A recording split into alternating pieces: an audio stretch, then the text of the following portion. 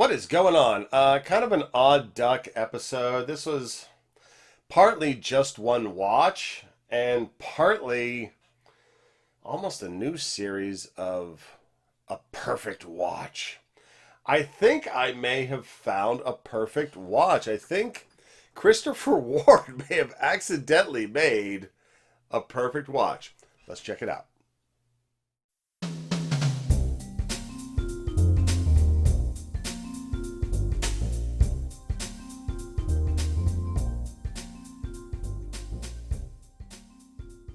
I am looking at a Christopher Ward C60, previous logo generation, and I think this is accidentally a perfect watch by them. Now, when you say a perfect watch by Christopher Ward these days, they're doing some amazing things. There's the Bel Canto, which is pretty amazing, as is their latest Aventuring Dial Moon Phase watch. But this is a C60 GMT. And by gosh, by golly, it is pretty epically good. And not just because it has Hobby of Ours Mustang approved colorways. Where do I even start? Okay, so it's 43 millimeters, which is a touch large for me. I actually own this watch in the 38 millimeter version, which is unfortunately a touch small. This watch is fairly unique amongst its peer group, and I have to say, whoever or wherever they're getting their straps from, particularly their exotics, dang, they got great straps considering that it's a 3X business model. Christopher Ward launched their line X amount of years ago, but they were very transparent, one of the first maisons to be, selling their watches expressly online. And they used a 3X model, so if it cost $500 to make, they were selling it for $1,500. That wasn't the pricing, but you get the point. And this is a GMT diver of theirs, and it draws into some sharp contrasts, some shortcomings, and dare I say, the Rolex GMT line, which I, of course, admire to own. Curt, if you're watching this, I hope your skin's crawling. I think this watch is better than your GMT. And I already own this one, so I'm already ahead of it. So roughly 50.9 L to L, so rather polite. Also 12.5 millis tall, so not that bad. 22 millimeter lug width. Not horrible for a watch this size, and certainly better than a 21.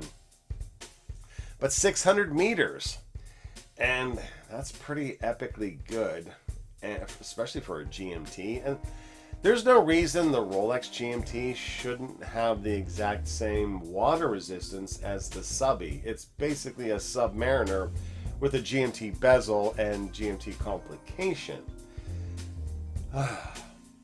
Okay, so this is not as bad as some of the other brands, GMTs, that are aping the Rolex design cues.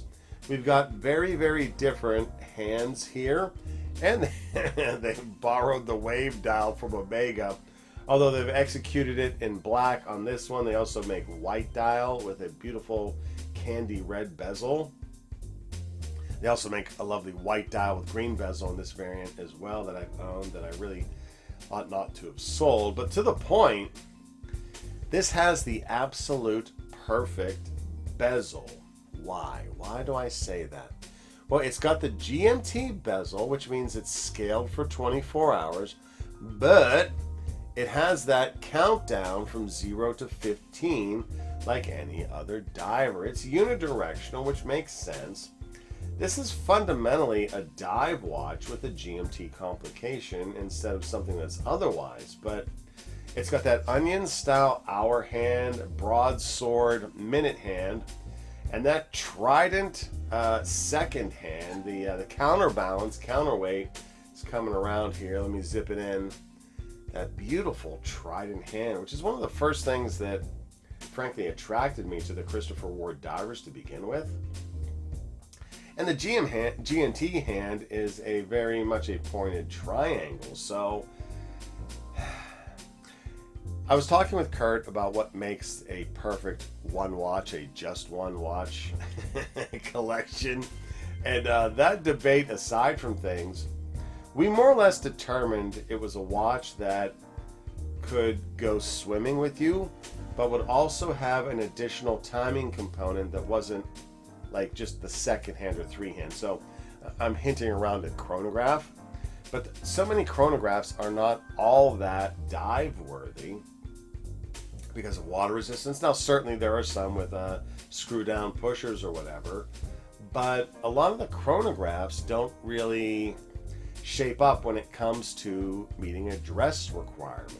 Now this particular watch is very much a dress diver. What does that mean? It's really rather shiny, which is probably the most demonstrable dress diver component to it. But this bezel is just amazing. I'm struggling to think of another maker that has a bezel that is a GMT watch scaled for 24, but has 0 to 15 hash marks. I can't think of one off the top of my head. Now certainly the Omega GMT, Seamaster GMT, has its standard bezel. And then there's this one, of course, the Great White, that has the traditional 24-hour bezel. But this one has the best of both worlds, and it's fairly amazing. So I don't know if this episode should have been a just one watch or a perfect watch. So I'm going to treat it as a just one watch, and I'm going to dive right in. Okay, timeless. This is not a timeless design. It's just not. It's a beautiful design. It's one I'll always love, but the rest of the market is not going to consider it so. And we absolutely must be objective, so I'm going 6 on timeless. Sporty, the sporty category, has to be in the abridged new version of sporty, has to have a minimum of 200 meters water resistance. This has 600, so slam dunk 10. Dress. It is a touch larger, and the funny thing is about the 38, it's quite nearly just as tall, which is somewhat off-putting generally speaking. The 38 isn't any better suited for dress, so I'm going 8 on this one. It's shiny enough. You can dress it up like on this brown gator. It's amazing. But it's not a traditional dress watch, so 8. Satisfied. I'm going 10 with this one. If this was my only watch, I would totally be satisfied. This is my just one watch. In truth, I'd probably rather take the 38 as the just one watch version of it, but I had this, sold it, bought the 38, loved it. It's like, it's a little bit small. Bought this, figured I would hang out with them both and figure out which one I would sell. I still don't have an answer, so guess what? They're both staying. And if I'm being honest, I might even try to pick up the white dial version. It's so funny. I thought the white dial version would make a great winter watch. Like when I lived in LA, I kept that white one here whenever I came home. It's like, oh, I'll have my winter watch, my white dial watch, my polar watch. Laughable. Absolutely laughable. What a nut. So, I guess, 34. Pretty good score and a pretty great just one watch.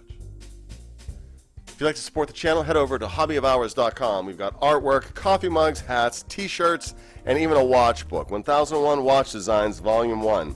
Over 1,000 designs in here. Steampunk, super futuristic, kaleidoscope, even super real ones. Watches that you could probably put on your wrist today. It's a great way to support the channel. Thanks for coming along on the ride.